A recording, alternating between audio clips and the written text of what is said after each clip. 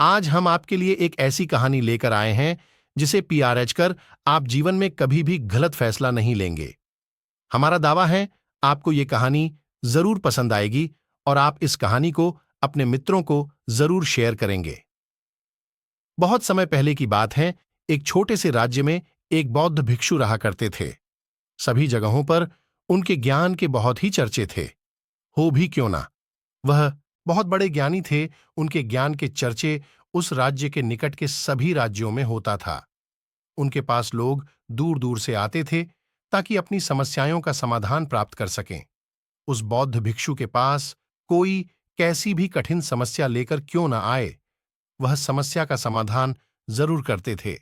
जब भी कोई व्यक्ति अपनी समस्या लेकर उनके पास जाता, वह उस समस्या को बड़े ही ध्यान से सुनते और उसी में लीन हो जाते, जैसे उनकी वह खुद की समस्या हो। समस्या में लीन होते और कुछ देर के लिए अपनी आंखें बंद करते और समस्या के बारे में अच्छे से सोच विचार करते और उसके बाद उसका सही समाधान निकालते।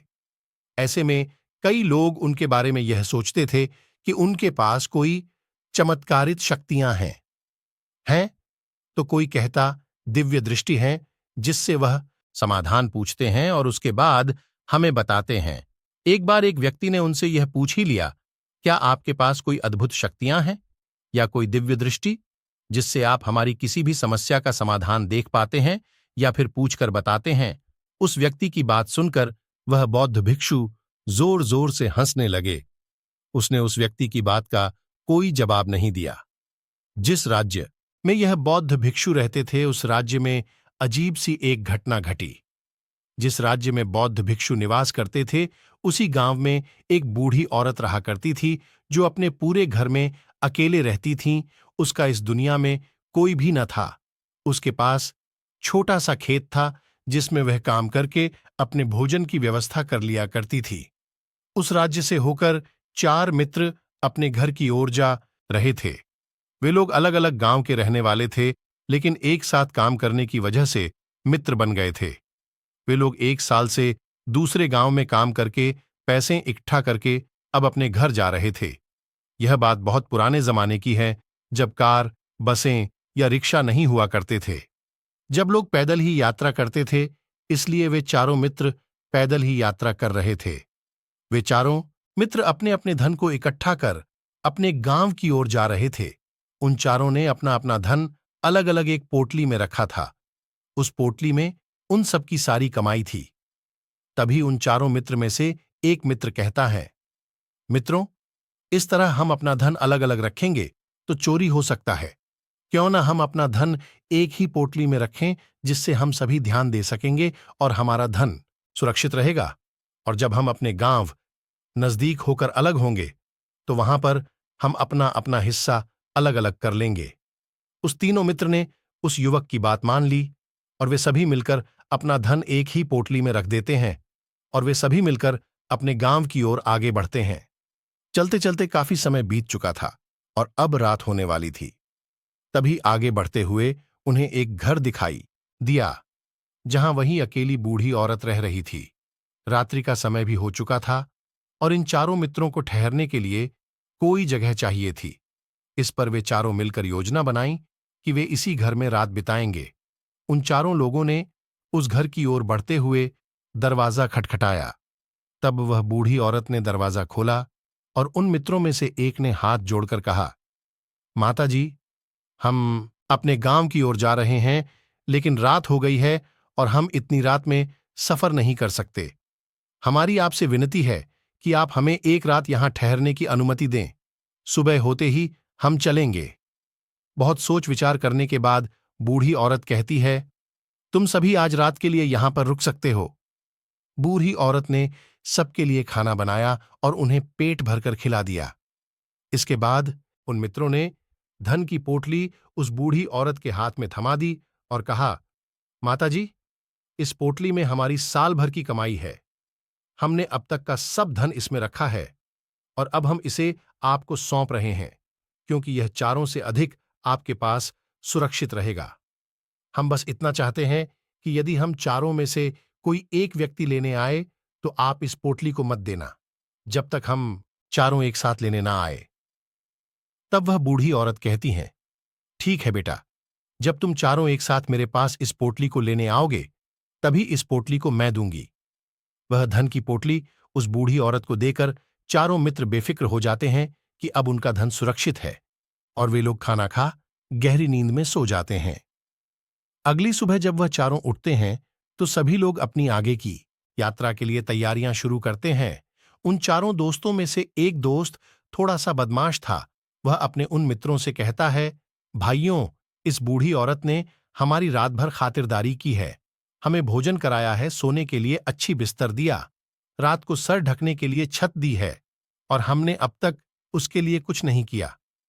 वह बूढ़ी औरत अकेले ही खेतों में काम कर रही है। क्या हम सभी यहां से जाने से पहले बूढ़ी औरत की मदद नहीं कर सकते? उस बदमाश दोस्त ने मन ही मन यह योजना बना ली थी कि वह किसी तरह से भी उस बुढ़िया से पोटली हासिल करके ही रहेगा। बाकी के तीनों मित्र उसकी बातों में आ जाते हैं और वे सभी मिलकर उस बुढ़िया की मदद करने अर्थात खेतों में काम करने के लिए चल पड़ते हैं। वे सभी मिलकर खेतों का काम कर ही रहे थे। काफी देर काम करने के बाद वह बदमाश दोस्त अपने बाकी तीनों मित्रों से कहता है, मित्र, मुझे जोरों की प्यास लग गई है, मैं जरा उस बूढ़ी औरत से पानी मांग कर लाता हूं। वह बाकी मित्र भी अब काफी थक चुके थे, उन्हें भी जोरों की प्यास लगी थी, इसलिए वह तीनों मित्र उसे वहां से जाने के लिए कह देते हैं, साथ में पानी लाने को कहते हैं। जैसे ही वह बदमाश दोस्त उस बूढ़ी औरत के पास पहुंचता है, वह उस बूढ़ी औरत से कहता है, माताजी, अब हम यहां से जा रहे हैं, कृपया करके हमारे धन की पोटली वापस दे दें। इस पर वह औरत कहती हैं, नहीं, नहीं, जब तक तुम चारों एक साथ ना हो तब तक मैं वह पोटली किसी को नहीं दे सकती। तुम्ही ने कहा था कि जब तक हम चारों एक साथ ना हो तब तक यह पोटली किसी को नहीं देनी है। तभी वह बदमाश उन तीनों की तरफ इशारा करते हुए कहता है, ठीक है, तो बाकी के तीनों मित्रों से भी पूछ लेते हैं।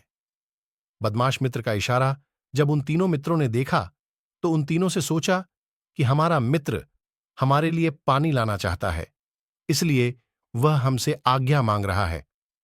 तभी उन तीनों मित्रों ने इशारे में कहा, ठीक है, ले आओ ये देख।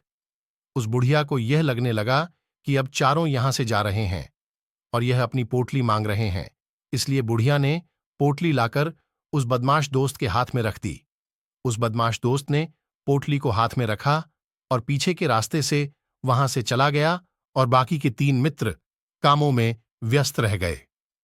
कुछ देर बाद जब वह खेतों में काम करके बुढ़िया के पास लौटते हैं और बुढ़िया से कहते हैं, माताजी, हमारा मित्र अभी पानी लेने के लिए आया था, कहाँ गया? इस पर वह बुढ़िया कहती हैं, क्या वह पानी पीने आया था? पर वह तो कह रहा था कि हम चारों जा रहे हैं, कृपया करके हमारी धन की पोटली हमें थमा दे। तीनों बड़े हैरान होकर उस बुढ़िया से कहते हैं, माताजी, भला हमने कब कहा कि हम पोटली मांगे हैं? हमें तो प्यास लगी थी, हमने पानी के लिए इशारा किया था। तभी बूढ़ी औरत उन तीनों से कहती हैं, परंतु अब तो वह पोटली लेकर जा चुका है। तभी वह तीनों मित्र माथा पकड़कर रोने लगते हैं और कहते हैं, माताजी, उसमें हमारा सारा कमाया हुआ धन था, वह अकेले लेकर भाग चुका है।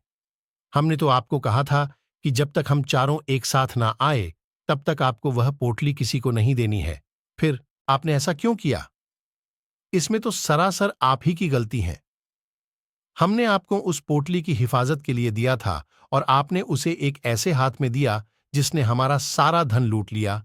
हम बर्दाश्त नहीं करेंगे, हम राजा के पास जाएंगे और राजा से आपकी शिकायत करेंगे, न्याय की मांग करेंगे। अब तो इस बात का फैसला राजा ही करेंगे। तीनों नौजवान क्रोधित होकर राजा के दरबार में पहुंच जाते हैं और अपनी सारी समस्या उस राजा को बता देते हैं।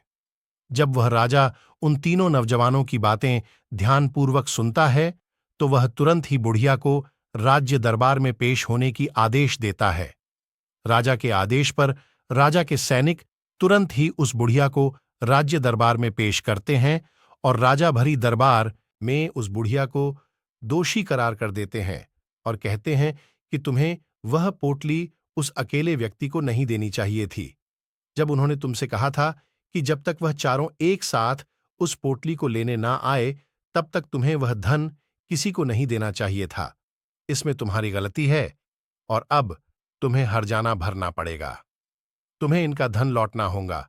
राजा का यह आदेश सुनकर बूढ़ी औरत फूट फूट कर रोने लगती है और राजा ने मदद की गुहार लगाती है और कहती हैं, हे राजन, मैं तो एक बूढ़ी औरत हूं और मेरे पास इतना धन नहीं है और न ही मेरे घर में कोई ऐसा नहीं है जो धन कमाता हो।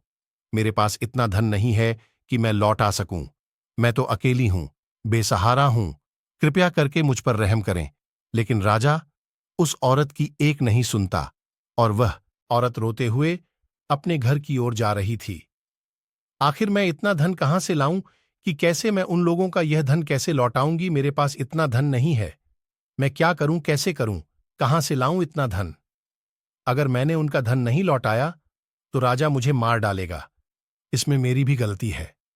जब उन चारों ने मिलकर कहा था, जब हम चारों एक साथ ना हो तो तब तक वह पोटली किसी को नहीं थामनी है। फिर भी मैंने वह पोटली केवल एक व्यक्ति को थमा दी। गलती तो इसमें मेरी ही है। यह सारी बातें सोचते सोचते अपने घर की ओर जा रही थीं। तभी उस बुढ़िया औरत को वहीं बौद्ध भिक्षु मिले जो बड़ी ही आसानी से किसी भी समस्या का समाधान करते थे। तब बौद्ध भिक्षु बुढ़िया औरत से पूछते हैं, क्या बात है बेटी? क्यों परेशान हो और रो रही हो इस बात पर? वह बुढ़िया संत को सारी बातें बता देती हैं। उसके बाद कहती हैं, हे महाराज, इसमें गलती तो मेरी ही है। उन्होंने ने तो कहा ही था कि जब तक हम चारों एक साथ न आए तब तक पोटली किसी एक को मत देना। लेकिन मेरी बुद्धि भ्रष्ट हो गई थी जो मैंने पूरा धन किसी एक व्यक्ति को दे दिया और वह उनका सारा धन लेकर चला गया। लेकिन अब मुझे समझ नहीं आ रहा है कि मैं इतना धन कहां से लाऊं और कैसे जुटाऊं। राजा ने अब तो आदेश भी दे दिया है कि मुझे धन लौटना पड़ेगा। अब मैं इसी संकट में हूं, इतना सारा धन कहां से लाऊं? वह भिक्षु उस बूढ़ी औरत से कहते हैं, तुम रो मत, मैं कोई ना कोई रास्ता निकालता हूं। इतना कहकर वह संत वहीं पर बैठ जाते हैं और कुछ देर के लिए आंखें बंद करके सोचते हैं और मौन रहकर समस्या का समाधान निकालते हैं। बहुत सोचने के बाद वे आंखें खोलते हैं और कहते हैं, बेटी, राजा का फैसला गलत है। तुमने जो किया उसमें तुम्हारी कोई गलती नहीं है। यह सुनकर बुढ़िया एकदम चुप सी हो गई और सोचने लगी, आखिर राजा का फैसला कैसे गलत हो सकता है? वह तो सबका न्याय करते हैं, तो मेरे साथ गलत कैसे कर सकते हैं? उस संत और बुढ़िया की बात आसपास खड़े सभी लोग सुन रहे थे। वे लोग भी अचरज में थे कि राजा का फैसला कैसे गलत हो सकता है। उनकी बातें सुन रहे वहां खड़े लोग बोले, राजा कैसे गलत हो सकते हैं? इस बुढ़िया ने ही गलती की है। चारों का धन एक को ही दे दिया। ऐसे में इस बुढ़िया को उनका धन तो लौटना ही चाहिए। तभी वह संत उस बूढ़ी औरत से कहते हैं, जाओ और राज दरबार में कह दो आपका फैसला गलत है। पहले तो बुढ़िया इतनी हिम्मत ही नहीं जुटा पा रही थी कि वह भरे राज्य दरबार में जाकर यह कह सकें कि आपका फैसला गलत है। संत के फिर कहने पर वह राज्य दरबार लौटी और डरते डरते बोली, हे राजन, आपका फैसला गलत है। इतना कहकर वह राजा को सारी बात सच सच बता दी।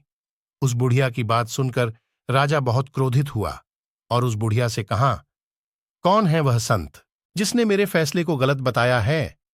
क्या उन्हें लगता मैंने सही निर्णय नहीं लिया है?